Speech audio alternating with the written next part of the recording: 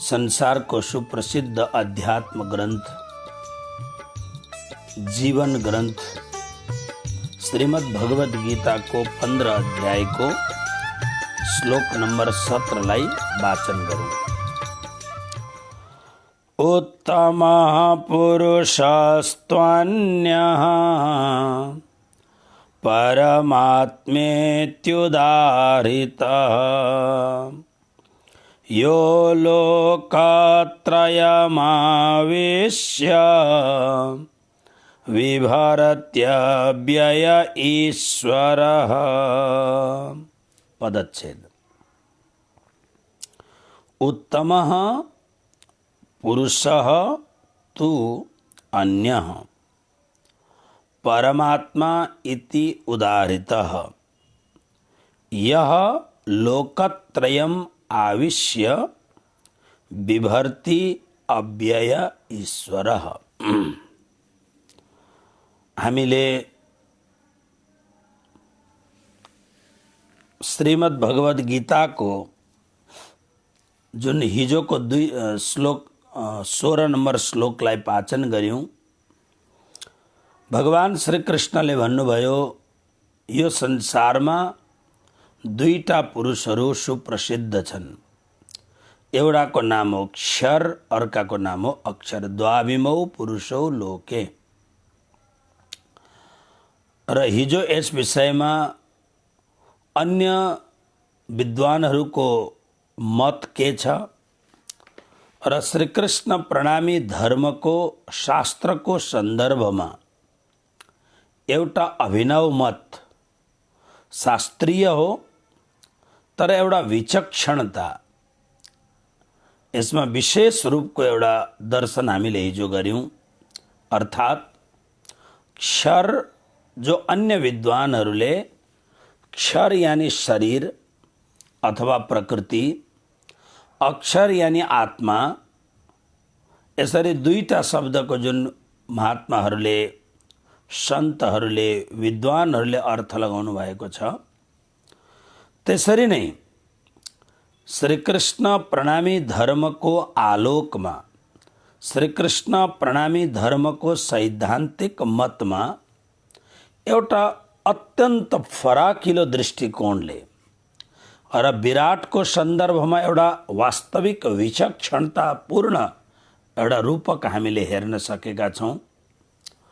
क्षर यानी भगवान नारायणदेखि लिएर शेष नारायण पर्यन्त यावन मात्र जो निर्मिति छ, जो सृष्टि छ, जो बनिएको छ, त्यसको विनाश हुन्छ। नित्य प्रलय, नैमित्तिक प्रलय, प्रकृति प्रलय र महाप्रलयमा। र यो सम्पूर्ण जुन सृष्टि छ, यसमा जुन परमात्माको अंशभूत आत्मा अर्थात ममैवांशो जीवलोके जीवभूत सनातन 7औं श्लोकमा जुन प्रभुले भन्नुभयो, हे अर्जुन, यी सबैको भित्र दुईटा कुरो रह्यो नि। एउटा परमात्माको प्रकृति अनि स्वयं परमात्मा। प्रकृतिको रूपमा के छ भन्दाखेरि 5 तत्त्वहरू छन्। आकाश, वायु, अग्नि, जल, पृथ्वी। प्रकृतिको रूपमा 10 इन्द्रियहरू छन्। श्रवण, त्वचा, नेत्र, रसना, नासिका, ज्ञानेन्द्रिय, वाक्, पाणी, पाद, उपस्थ, पायु, कर्मेन्द्रियहरू, मन अनि बुद्धि। यो सबै कुरो प्रकृति हो। अब प्रकृतिदेखि भिन्न जो परमात्माको अंश जुन छ आत्मा, त्यो आत्माको विषयमा कुरो गर्छ। त्यसकारणले अखिल अनन्त कोटि ब्रह्माण्डमा जुन प्रकृति छन्, प्रकृति स्वयं र प्रकृतिको प्रस्तुत, प्रकृतिको जस्तो मैले हिजो सुनको कुरो हजुरहरूलाई बताएको थिएँ, प्रकृतिद्वारा संरचित अनेक प्रकारका रूप, रंग, व्यवहारमा देखिने कुराहरू। किनभने माटोको एउटै माटोको हामी जब प्रजापतिको पासमा जान्छौँ त्यतिखेर कति प्रकारका कुराहरू हामी देख्दछौँ। त्यो माटोका गाग्रो पनि माटोले बनिएको छ, दियो पनि माटोले बनिएको छ, सुराही पनि माटोले बनिएको छ, अनेक प्रकारका आकृति प्रकृतिहरू माटाले बनिएका छन्। र भारतका धेरै ठाउँमा जसरी हाम्रो नेपालमा अथवा नेपालीद्वारा प्रचलित ठाउँहरूमा दही जमाउनका लागि ठेकाको प्रयोग गरिन्छ, एउटा विशेष काठले बनाइएको पात्रको प्रयोग गरिन्छ, जसलाई हामी ढुङ्ग्रो भन्छौँ, ठेकी भन्छौँ, हर्पे भन्छौँ, के भन्छौँ, त्यसलाई काठको हुन्छ। तर भारतमा बहुधा स्थानमा हरियाणा, अवध प्रान्त यता आएर यो जुन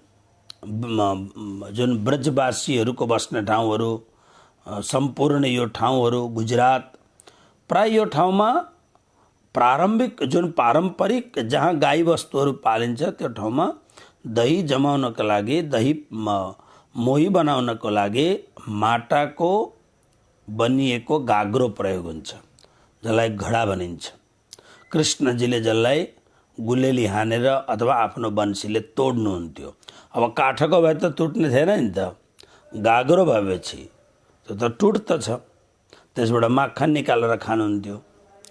त्यसकारणले जसरी एउटै माटोबाट अलग अलग आकार प्रकारहरू हामी देख्दछौँ, अलग अलग प्रकारका हामी रङ रूपहरू देख्दछौँ, त्यसरी नै अझै झन्सारो विदेशहरूमा पठाउनका लागि माटाबाट बनिएका राम्रा राम्रा चिजहरू हुन्छन्, जसको सैकडौँ रुपियाँ, हजारौँ रुपियाँ किम्मत हुन्छ, अलग अलग आर्ट भएको।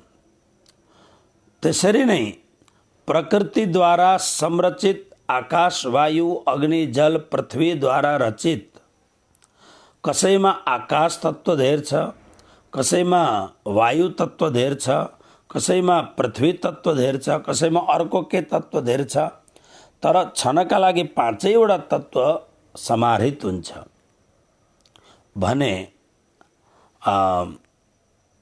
अब यसरी तर अलग अलग मान्छे एक खालको देखिन्छ। अब 7 अरब मान्छेहरूमा सबै मान्छे अलग अलग प्रकारका छन्।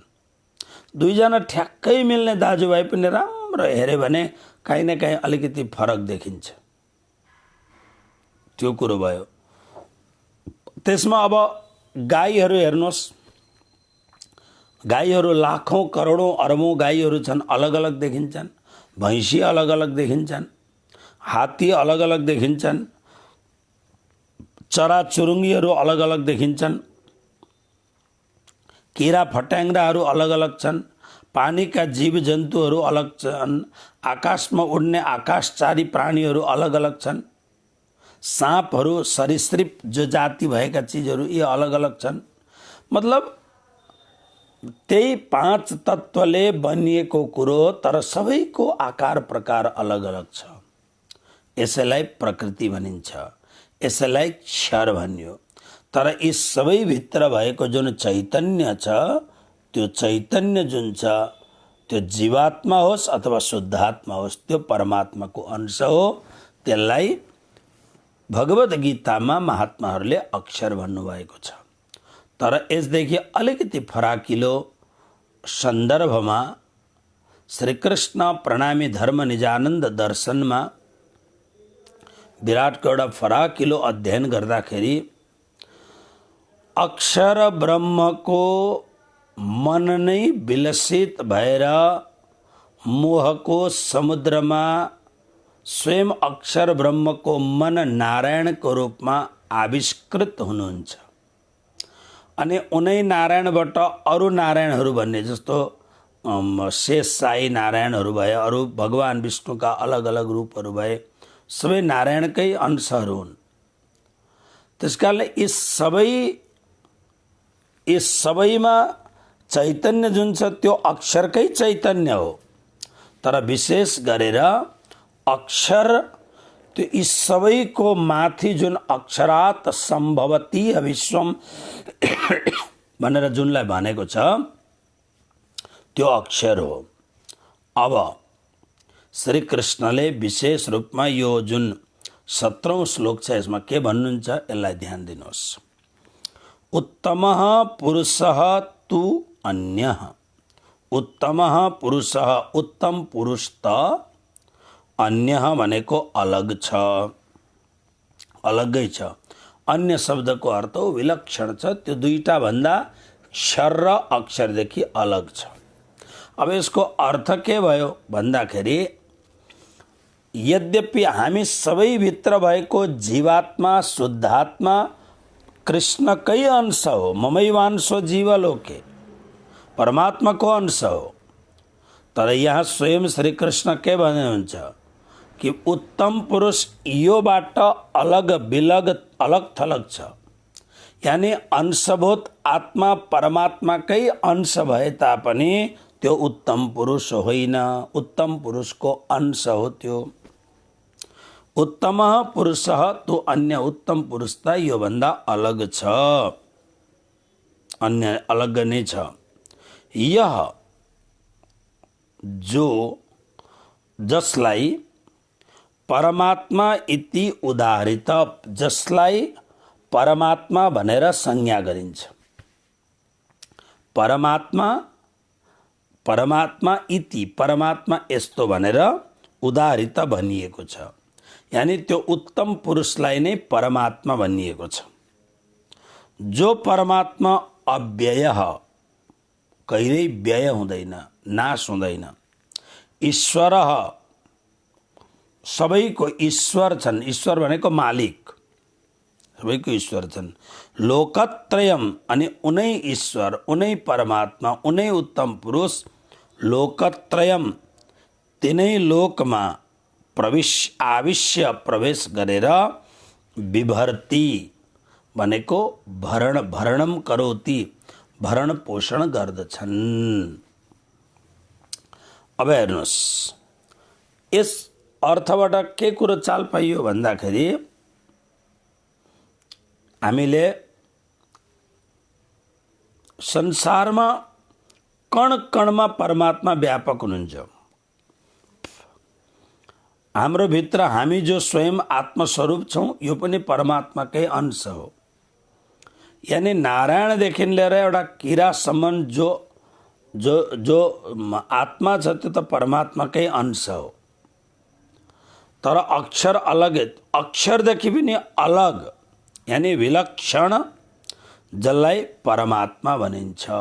परमात्मा, अब हेर्नुहोस्, जीवात्मा, शुद्धात्मा, अनि अर्को एउटा प्राणनाथजीले शब्द प्रयोग गर्नुभयो पर आत्मा। सो पर आत्मा लेयके बिलसिए संग खसम, जाको कहिए पर आत्म। अब आत्मा, शुद्धात्मादेखि बाहेक पनि अर्को एउटा आत्माको उपलक्षण गर्नुभएको छ। त्यो आत्मा के हो त भन्दा प्राणनाथजी भन्नुहुन्छ परमात्माको धाममा नित्य परमात्मासँग सम्मिलित हुने सच्चिदानन्द स्वरूप, मूल मिलावामा बसेको जुन स्वरूप छ हाम्रो, त्यो पर आत्मा हो। त्यो त के भयो भन्दाखेरि आत्मा प्रकृतिसँग सम्पर्क गरेर प्रकृतिसँग सम्मिलित हुँदाखेरि आत्मा देहात्मा भयो, जीवात्मा भयो। जीवात्मा भएको बेला शुद्धात्मा छैन ऊ, किनभने उसले आत्मालाई विकार त कुनै पनि हुँदैन, तर पनि आफूलाई प्रकृति परवश मानेको छ, अस्वतन्त्र मानेको छ। ज्ञान ध्यान सुमिरण भजन संकीर्तन इत्यादिबाट त्यो जीवात्मा शुद्धात्मा भयो। शुद्धात्मा भएर धेरै टाढा जाँदाखेरि अक्षरसम्म पुग्छ। तर परमधाममा प्रवेशको लागि त पर आत्मा, जो वास्तविक रूपमा परमात्माका जुन नित्य सखीहरू हुन्, जसलाई श्यामाजीको अङ्ग मानिएको छ, त्यो पर आत्मा जो सबैभन्दा विलक्षण छ, उसलाई पर आत्मा भनेको छ। त्यसदेखि पनि माथि जुन तत्त्व हो त्यसको नाम हो परमात्मा। परमात्मा आत्मा त आत्मा नै हो, परम आत्मा परमात्मा। जीवात्मा, शुद्धात्मा, पर आत्मा, सो पर आत्मा लेके अनि परमात्मा। परमात्मा को अर्थ के हो? परम, अतिशय श्रेष्ठ आत्मा जो छ त्यसलाई परमात्मा भन्यो। आत्मा त आत्म तत्त्व त त्यही नै हो, तर यो जसलाई सुप्रिम गड भनिन्छ। कोही कुरोको लिमिट छैन। अनंत कोटि ब्रह्माण्डका प्रतिपालकहरू पनि जसको ध्यान गर्दछन् वो परमात्मा। त्यसकारणले परमात्मा इति उदाहरित। अब यसलाई हुनका लागि त अब कति ठाउँ उत्प्रेक्षामा भन्ने गरेको हुन्छ, तर जस्तो हामी कोही बेला देवताहरूलाई पनि परमात्मा भन्छौँ, अवतारहरूलाई पनि परमात्मा भन्छौँ, श्रीमन नारायणलाई पनि परमात्मा भन्छौँ। तर यो श्लोकको अर्थ यो हो कि यद्यपि हामी उत्प्रेक्षावश बहुमानपूर्वक भगवान, परमात्मा आदि शब्दको प्रयोग अन्य स्थानमा पनि गर्दछौँ, तर वास्तवमा परमात्मा त यो जुन तत्त्व हो यसलाई मात्र परमात्मा भनिन्छ। जस्तो यसको लागि उदाहरण एउटा दिमागमा आयो, म उदाहरण दिउँ। 5-7 जना सन्त महात्माहरू बस्नुभएको छ, पण्डितजीहरू बस्नुभएको छ। हाम्रो नेपाली बोली अनुसार हामी के गर्छौँ? गएर प्रणाम गरेर सबै गुरुहरूलाई प्रणाम है भन्छौँ हामी। सबैलाई नमस्कार छ, सबैलाई जय श्री कृष्ण, सबै गुरुहरूलाई भन्छौँ हामी, हो कि? अब त्यसमा 5-7 जना बसेको ठाउँमा जुन गुरुबाट हामीले दीक्षा लिएको छौँ अथवा जसलाई हामीले आफ्नो तन मनबाट सद्गुरु मानेका छौँ, 5-7 जना सन्तहरू हुनसक्छ आफूले सद्गुरु मानेको भन्दा ठुलो सन्तहरू पनि हुनुहुन्छ होला, तर जब हामी प्रणाम गर्दछौँ हाम्रो व्यवहार हुँदाखेरि सबैलाई गुरु भने तापनि आफ्नो गुरुको लागि अलग्गै एउटा मनमा भाव हुन्छ कि हुँदैन? त्यसरी नै शक्तिशाली सम्पन्न देवताहरू पनि छन्। अनन्त शक्ति नारायण भगवान क्षर ब्रह्माण्डको वास्तवमा परमात्मा नै हुनुहुन्छ। क्षर ब्रह्माण्डको अक्षर ब्रह्म, अक्षर ब्रह्माण्ड, ब्रह्मको अक्षर स्थानको स्वयं र अनन्त कोटि ब्रह्माण्डको कोटिसो ह्यण्डराशय।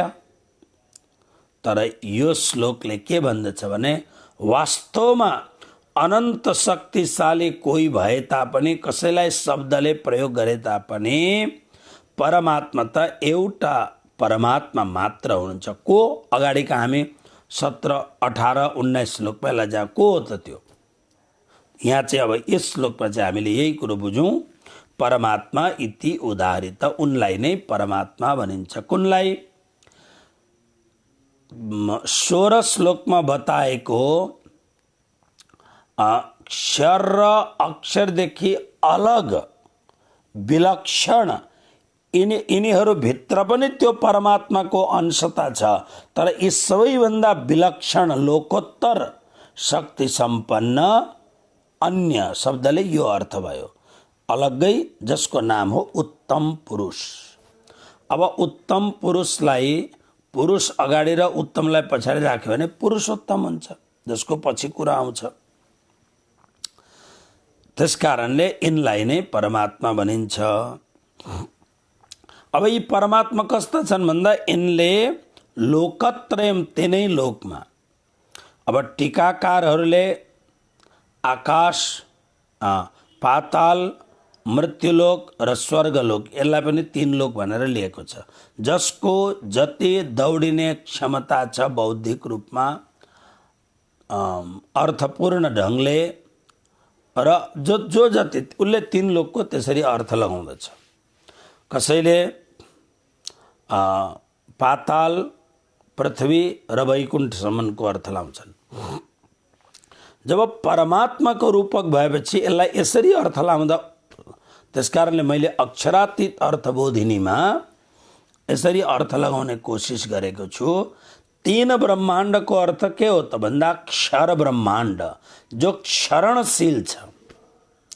अक्षर यसलाई ब्रह्माण्ड शब्दले प्रयोग गर्नु त ठिक छैन, तर अक्षरको स्थान, अक्षर ब्रह्माण्डै सम्झिनुहोस्, अक्षरको स्थान अक्षर भूमि र उत्तम पुरुषको आफ्नो भूमि, जसलाई उत्तम पुरुष परमात्माले यही अध्यायको यानी 15 अध्यायको 6ठौं श्लोकमा न तद भासयते सूर्यो न शशाङ्को न पावकः यद्गत्वा न निवर्तन्ते तद्धाम परमं मम, त्यो मेरो परम धाम हो भन्नुभएको छ। हो, यो उत्तम पुरुषको आफ्नो निजी निवास स्थान, हुन त उनकै स्थान हो सर्वै। ईशावास्य उपनिषदमा लेखेको छ, ईशावास्यमिदं सर्वं यत् किञ्च जगत्याम जगत् तेन त्यक्तेन भुञ्जीथा मा गृधः कस्य स्विद्दनम्। हुन त सम्पूर्ण परमात्माकै निवास हो, त्यस कारणले परमात्माको एउटा नाम हो जगन्निवास। तर आफ्नो निजी बस्ने ठाउँ त्यो परमधाम हो उहाँको। त्यस कारणले लोकत्रयम, तीन लोकलाई लिँदाखेरि कसरी लिनु पर्यो हामीले भन्दा क्षर ब्रह्माण्ड जो नाशलाई प्राप्त हुन्छ, अक्षर भूमि जो नाशवान ब्रह्माण्डको सम्पूर्ण इन्फ्रास्ट्रक्चर जहाँ बनिन्छ, अक्षर भूमिका यो दोस्रो स्थान, र तेस्रो स्थान स्थिति परमधाम। यही परमात्मा यो तीनैवटा लोकलाई विभर्ती माने भरण पोषण कसरी भन्दा आविश्य यसमा प्रवेश गरेर। यानी यसको अर्थ के भयो भन्दाखेरि यत्र तत्र सर्वत्र जहाँ कहीँ पनि मूल रूपमा त परमात्मा नै व्यापक हुनुहुन्छ। जसरी तिलका प्रत्येक दानामा तेल व्याप्त हुन्छ, त्यसरी नै परमात्मा व्यापक हुनुहुन्छ। त्यसकारणले आविश्य प्रवेश गरेर। तर अब के हुन्छ हेर्नुहोस्, हामीले सम्पत्ति खर्च गर्छौँ, काहीँ खर्च गरेपछि त्यो त व्यय हुन्छ। समय खर्च गर्छौँ, समयको पनि व्यय हुन्छ जेको। तर परमात्माले यो सम्पूर्णको भरण पोषण गर्दाखेरि पनि अव्यय, व्यय हुँदैन, अव्यय छ। यानी कहिल्यै पनि परमात्मामा खाँचो हुँदैन।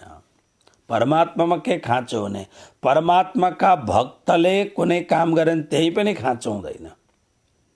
त्यस कारणले अव्यय छन्। अनि ईश्वर, ईश्वर शब्द यहाँनिर एकदम सटीक शब्द छ। यी सबैको मालिक हुन्।